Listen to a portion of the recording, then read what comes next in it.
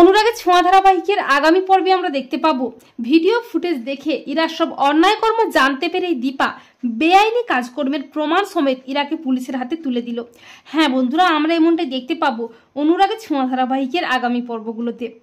বাড়ি ভাড়ার মালকিন দীপাকে ভুল বুঝে মিথ্যে বদনাম দিয়ে বাড়ি থেকে বের করে দিলে দীপা সোনারূপাকে নিয়ে মাঝরাতে রাস্তায় বেরিয়ে পড়ে। দীপা যখন কি করবে কিছুই বুঝতে পারে না, তখন তবলা ও কাকার সাথে দেখা হয়ে যায়। এরপর তাদের সবটা জানায় দীপা।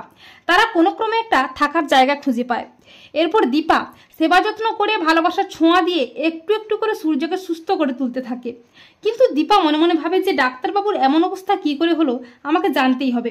এরপর দীপা সূর্যের কাছ থেকে একটা পেন ড্রাইভ পায়। দীপা বলে যে এতে কি আছে আমাকে জানতেই হবে।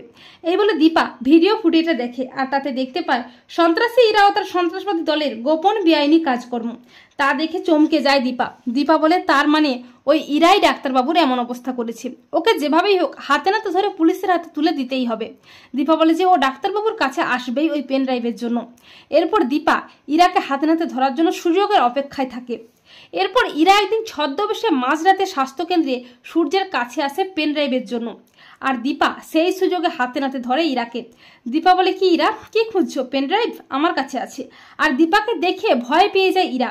এরপর দীপা ইরাকে টানতে টানতে থানায় নিয়ে যায়, আর পুলিশের কাছে পেন ড্রাইভের ভিডিও ফুটেজটি দেখায়।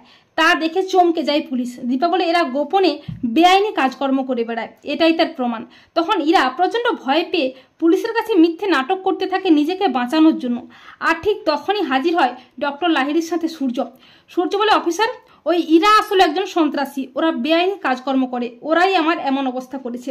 সেদিন কোনো অ্যাক্সিডেন্ট হয়নি, আমার সব মনে পড়েছে অফিসার। এরপর পুলিশ ভিডিও ফুটেজ দেখে ও সূর্যের দেওয়া প্রমাণে সন্ত্রাসী ইরাকে অ্যারেস্ট করে। তো বন্ধুরা, তোমরা এটাই চাও তো যে দীপা যেন প্রমাণ সমেত সন্ত্রাসী ইরাকে পুলিশের হাতে তুলে দেয়, আর সূর্য যেন স্মৃতি ফিরে পেয়ে মুখ খুলে ইরার বিরুদ্ধে কমেন্ট করে জানিয়ে দাও তোমাদের মতামতটি।